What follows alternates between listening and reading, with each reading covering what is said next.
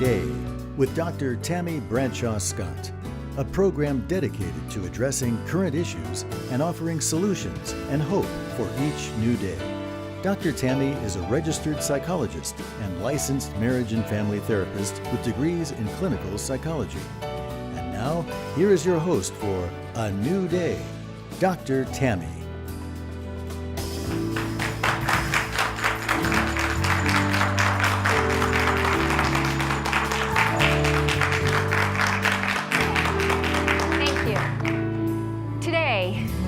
A surprising number of people living in debt with no savings and no retirement, and they are often faced with unexpected emergencies.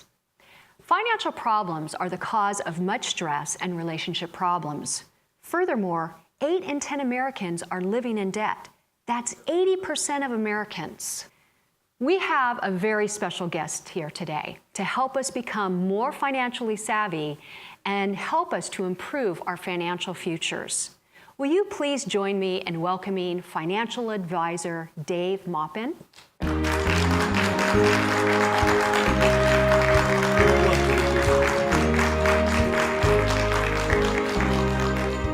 Well, hello. Howdy.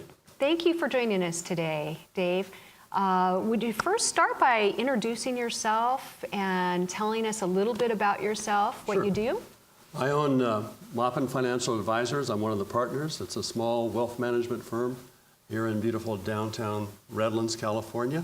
We have about 4 employees. We manage just under $200 million in other people's money. That's a lot of money. Yeah, and for about 900 families. Oh my. So all day long we talk to people about money. So after being 42 years in the business, I have a sense of what people do right and what they do wrong about their choices in money. Okay, we'll be talking later. Yeah. Oh yeah, you personally. Yeah, me personally. Yeah, so really, it's I'm in the wisdom business, and I'm so happy I have a chance to share some of that today. Fantastic. Well, thank you very much for being here. You know, money is very interesting to me and how people spend their money. I was reading about, we all know who Warren Buffett, right? The multi-billionaire.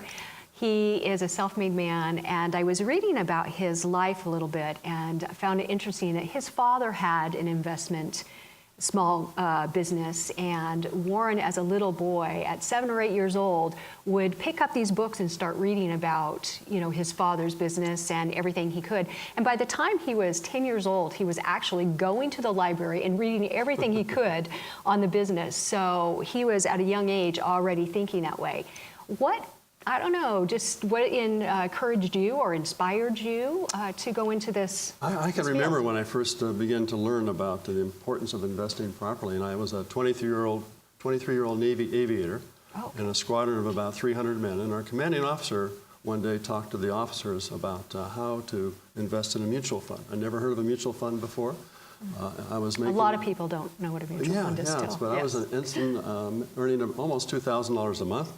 Okay. And I was getting an extra $100 a month just to fly airplanes. I couldn't believe the government wanted me to pay me to fly airplanes.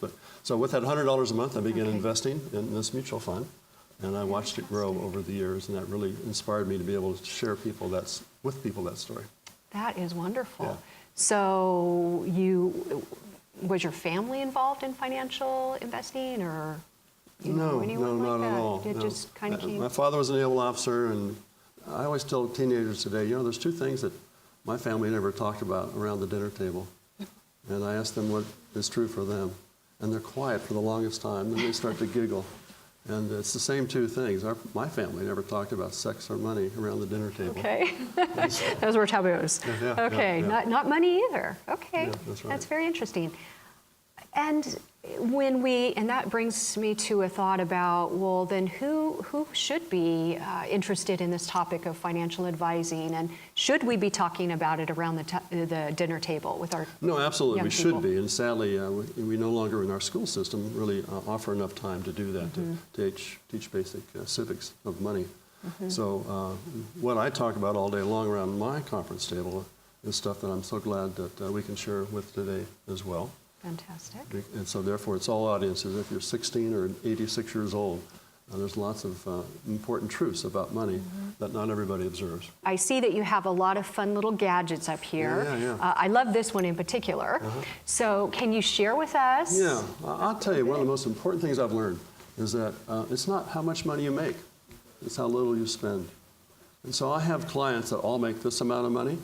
So if they're making $1,000 a month, what is their annual salary? $12,000. If they're making $1,000 a week, their annual salary is $52,000. If they make $1,000 a day, they're making Okay, So you they all- just passed me. Okay, All go right, ahead. so they all make this, but this is how much money they make. But they all come to me, every one of those types of salaries, and ask me the same questions. How can I save more? How can I get out of credit card debt? How can I be Yes. more generous? So what I've learned is that we have three choices with money, and most folks who come to talk to me about this are spending exactly as much as they make. That's just our lifestyle. They make lifestyle choices. That means that every month the paycheck just about equals what their income is. Or if they have credit card debt, which, as you pointed out, 80% of Americans have way too much debt, Yes. certainly credit card debt, they're Yes. spending more than they're making. So they've made the choice to spend more. So this is what we need to do, right? And so I Cut- talk to cut these them. up. And then, but significantly, what only 4% of people do is spend less than what they make. So it's this margin of spending less that allows you then to accomplish your dreams. So I talk to them a lot about debt issues. I talk to them about credit cards. So in this candy jar in my office are some of Redland's finest citizens. See, this has just fascinated me. Give me that pair of scissors there. Okay. So one of my rules that I teach people is you only need one credit card, and Okay. you need it for emergencies or convenience. So the car breaks down in the middle of the night, credit card. You have a conference to go to as a business person, use your credit card to get the airfare secured. But Okay. when somebody says they have a budgeting problem, I say, well, show me your credit cards. And they'll put 5 or 10 of them on my desk. And then I say, I'm only allow you to have one credit card. You only need one. So are these in here credit cards that folks have cut up in your office? Yes, Okay, they are. so Yeah. I see we have, okay. Bank of America. There's Visa. everything in Yeah, here, yeah, yeah. everything. Okay. Yeah, so one of the things I teach them, therefore, to get out of debt, it's the discipline, just like when we know we need to lose a few pounds. And so we have to deny ourselves, we have to cut back. So we only use a credit card when we know we can pay it off. Okay. All right? 1 penny of interest charged is an interest penny wasted. Okay, so say that again because that was very important. Only use your credit card, except for emergencies, when you know you can pay it off. Okay. So in other words, no shopping sprees, spending $1,000, $1,500 if you're not going to get that amount coming in your paycheck? Well, that's exactly right. Therefore, don't spend more than you make. Okay. All right? Spend less than you make. So no shopping sprees. Okay. And I've read, and this is true, maybe you've already addressed this, but according to U.S. Commerce, that folks save less than 5% of their paychecks. So what should we be setting aside? Well, that's sort of another area to go into, certainly. But I have a real easy formula for life, and it goes like this. I want my clients to be generous. Therefore, I've learned that they're happier people. People are happier when they're generous. Yes. So I want you to give 10% to God or your favorite charity. And then the second priority is to give 10% to your retirement account. So 10% is my minimum. Oh, All right? okay. And then I want you to live joyfully on the rest without going into debt. Okay. So what if someone says, well, you know, Dave, I barely make ends meet. I don't have enough to give the 10% to charity or God, and I don't have enough to save the 10%. Let's Here's say what we they're do. just- Here's what we okay. do. So I had this conversation recently with a group of single students, single parent students, women who had made choices to have babies before they graduated from high school. Okay. And I was saying, well, now that you have a baby, you need to start planning for college. Right. So let's give $50 a month or $10 a month, start a mutual fund and put the money into that for them. And these girls says, oh, Mr. Maupin, we can't do that. We just live on welfare. Yeah. And then yes. I said, well, those are really attractive fingernails that you have. And how much did that tattoo cost? Oh, And your hair is really... That's painful. Yeah. So those are life choices, though, that people Yes. make. okay. All right? So, in other words, what you're saying, if I'm hearing you right, is that we can all afford to step back and reduce our spending. I think so. And again, we all come to spending out of our own background, but I remember growing up 50 years ago when mom was at home and we came home from school. We only had a single car. Okay. And we had casseroles pretty much through the rest of the week. I came from that home. And yeah.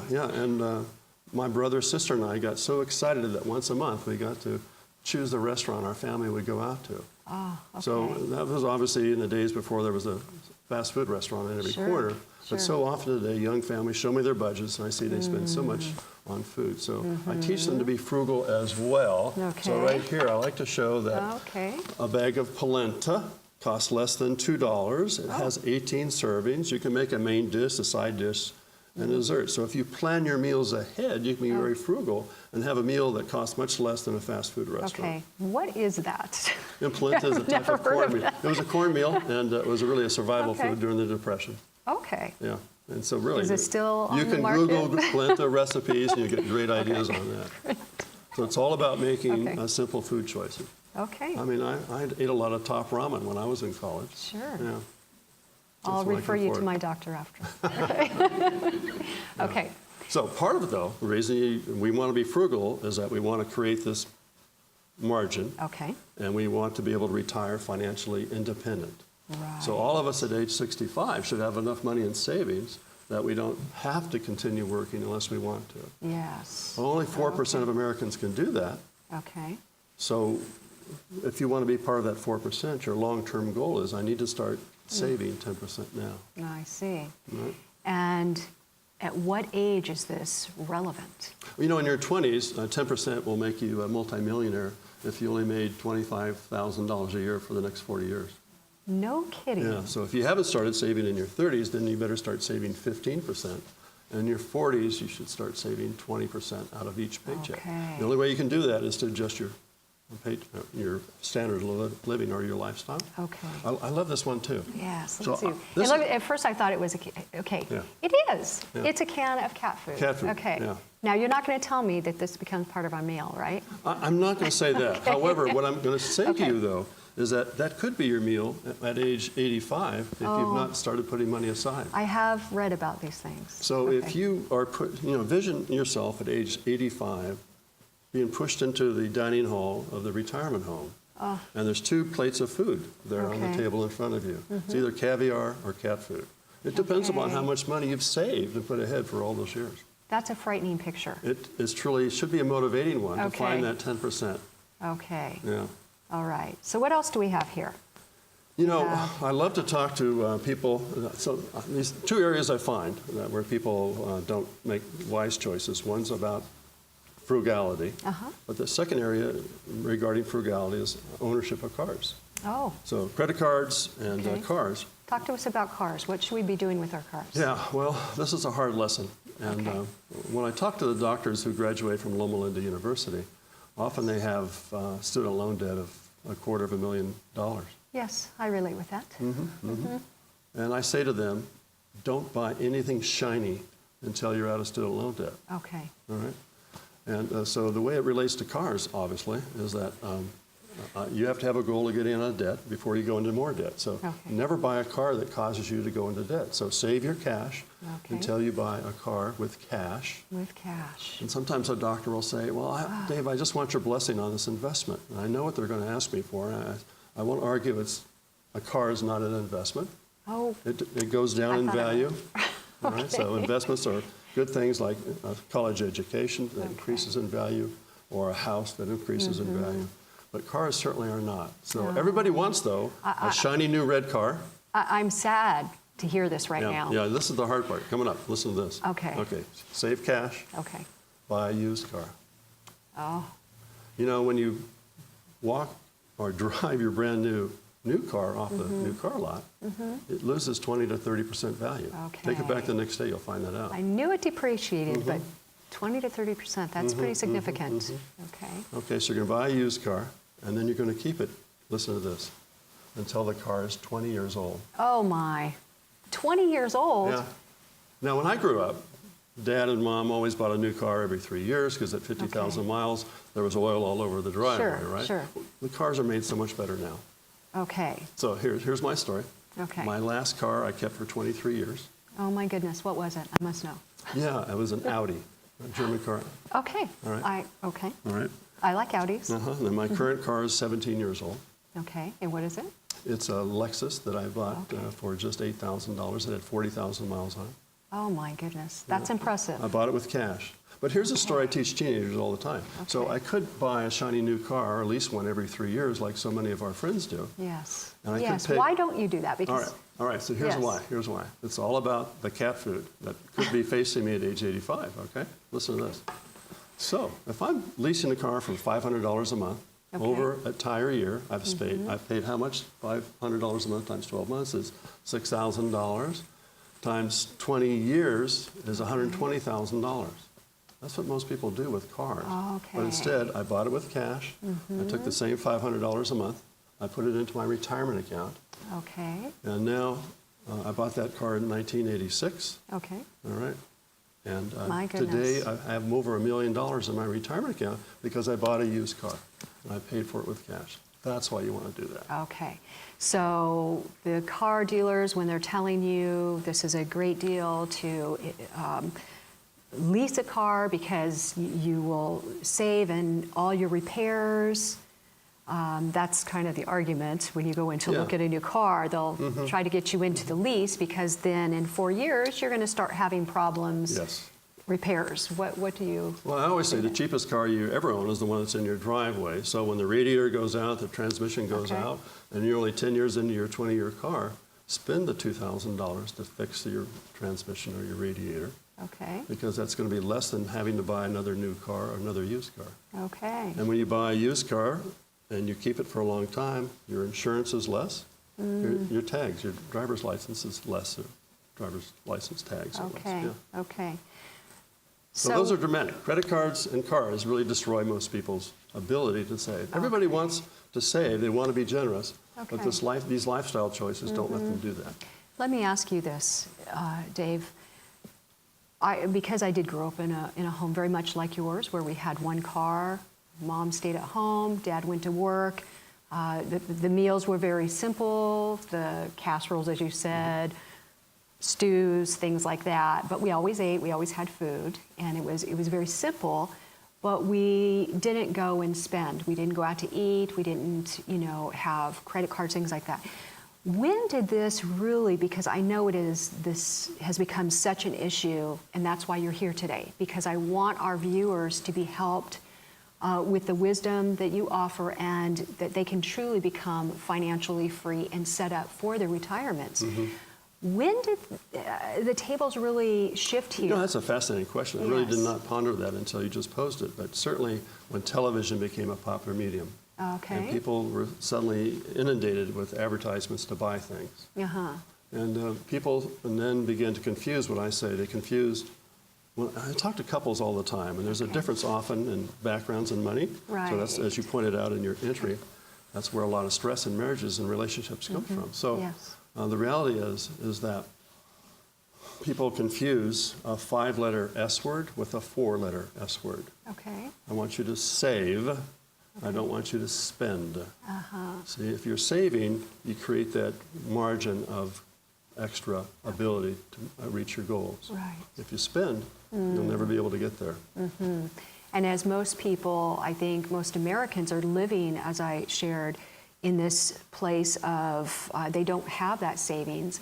And when emergencies come up, water heater breaks, car parts break, that's where they end up just going further into debt.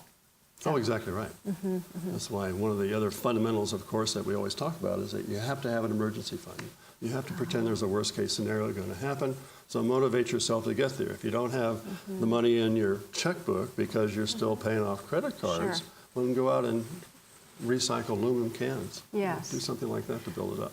I also have a question for you about all those folks, and I know there's a lot of viewers out there who will relate with the online shopping. So it's become shopping on different, I won't mention the sites, but Sure. there are a lot of different sites that folks will go, and it's easy. They're in their home, the comfort of their home, and they can just go on and shop and use their cards there. What are your thoughts about that? Well, I think that's a lovely opportunity for people. I love Amazon myself, but it just Okay. goes back to my fundamental rule is Okay. don't buy anything that you cannot pay off at the end of the month. Okay. All right, so it's a form of discipline, again, just like a diet. You have to Okay. stick to it. Okay. You have to be the bad person in your life and say, no, I'm not going to do that because I can't pay for it. Okay. Sometimes folks will come to me in the fall with large credit card bills and wonder what a strategy is to get out of them. And I point out that you need to lay out each one of the bills that you have, the interest rate and the balances, and start a plan of paying more than just the minimum on each. The average family in America takes 13 years to pay off their credit card Oh my goodness. if they only pay the minimum payments. Okay. Yeah, Because of all the interest Yep. they're paying. And even if they bought things on sale and they thought, oh, I bought this on sale, I saved so much money, but in the end, if they're not able to pay it off, Right. they're paying a lot more than what it was even at a regular price. So again, I Yes. go back to what we grew up with, which is, okay, so Christmas is coming up, I've got all this credit card debt. I say, you can't use your credit cards this Christmas. You'll have to do something that doesn't You cost very got to much. put them in this jar. Yeah, that's where those start, and then you have to cut off the credit Okay. card usage and make some decorations for your Christmas tree, write a nice letter to somebody, go for a Yes. walk and enjoy the sunset with somebody. It doesn't cost Okay. very much to do that. Okay. But you said a very important word, the D word, which is discipline. And I love the analogy you use because it's a lifestyle. When I encourage people, for instance, they want to lose weight, and they say, what do I do to lose weight? And I need to fit into this dress, I need to go. And it's really a lifestyle. And I think the other part that our culture has lost is simply the fact that, well, it's just a credit card debt. I'll pay it off next month. Yes. But do it now. You have to do it now. It's too easy, right? Yep, it's too easy. You know what really bothers What? me is the college campuses that have these companies that come out and set up for the college kids to apply for credit cards. I became very aware of that. I co-signed a loan for an international student. Okay. And because I did that, I got all of her credit card applications after she graduated. Okay. And she stayed in the States. And over a year and a half, I had 85 credit card applications. But she never saw them because I cut them up. Of course. But that's why credit cards seduce people. Yes. It's too easy if you're easy. feeling bad. Another great example of credit cards are so emotional. If we have time to tell the story? Yes, Yeah, please. Thank you. Yes. I had a lovely young lady come to me. She was 35 years old. She and her boyfriend had $120,000 in credit card debt. And her credit card debt was because she was a brand new attorney. But what I learned is that she failed the bar exam 7 times. And she was finally successful on the 8th time. Okay. But you know what? Each time she failed it, she wanted to feel better because she felt so bad. So she went out and used her credit cards. You know what we call that, right? Yes. That's called retail therapy. Yep. So it's a great reality. It's a great reality. Yes. Yeah. Okay. So unfortunately, by her 8th time that she passed, now she's going to spend all these years working as an attorney to pay it all off. I think she was the one who cried when I made her cut up her credit cards. Oh, yes, yes. Okay, well, this is so helpful for us today, Dave. Are there any final thoughts you would have for our viewers today that they can really get started in this direction to become financially free and have that security for financial future? Well, we've been talking about discipline, and we haven't talked enough about goals, but I think it's important that everyone realize that you can become financially independent, meaning that you can live only on your savings. So that means by the time you're going to retire, let's say at 65, you want no mortgage debt. So your house is paid off. You have no new car debt because you've already learned only to buy used cars with cash. And you have no credit card debt. And then in retirement, your home utilities, property taxes, and insurance is really the only outgo. So again, we go back to life is not how much money you make, but how little you spend. You can have a very relaxing, enjoyable retirement by having such a low overhead. So always focus on overhead, that bottom line. Yeah. You know, I will never forget a time, and this kind of goes along with what you're sharing here. As a therapist, I worked for some time in an inpatient unit, psychiatric unit, And I had a man there who was in our unit because he did not want to do life anymore. And this was when everything happened, 2008, market, all that happened. He lost everything. And because he had too much overhead, and he was not in that position of the independence. And so he said, you know what's worse than not having anything? Having everything and losing it.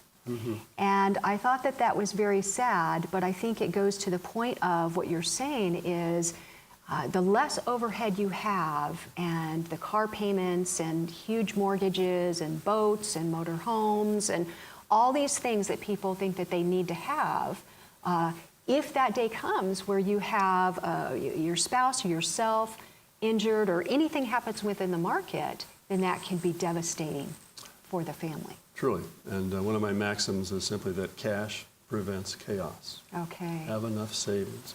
Dave Ramsey's great program, Financial Peace University, as a minimum, we need to have a $1,000 emergency fund. A $1,000 emergency fund. And for the individual who is trying and listening today saying, wow, I really want to do this, but they feel like they're just so deep in debt and overwhelmed with, you know, the credit cards, the car payments. Where do they start, Dave? Well, again, you find the little ways to start saving a few bucks. So pay off the credit card one at a time. Okay. That's a great place to start. Okay. All right. And that gives you the extra margin you'll have then to make the down payment on the next car you're going to buy, for example. Okay. But they're little small steps, Little just like small when you're steps. losing weight, it's a pound a month or whatever it is. That's correct. Yeah, yeah. And maybe seek out someone like yourself, a You know- financial advisor who can help them? Absolutely. There's thousands of us around the country. Okay. Redlands has some wonderful ones as well. Okay. But really, people just need an accountability partner, sometimes like a bad dad who reminds them of the basics. Yeah, Okay. yeah. Okay. Well, you know what I'm doing when I'm going home? What are you doing? I want, It involves these Yeah. and this jar. Well, you know, thank you so Oh, very much so for very being welcome. here today, and thank you all for joining us here on A New Day. This viewer-supported program is made possible by viewers like you. Your support is invaluable and appreciated. To send a gift or for more information, please contact Dr. Tammy at the address on your screen. And thank you for joining us for A New Day.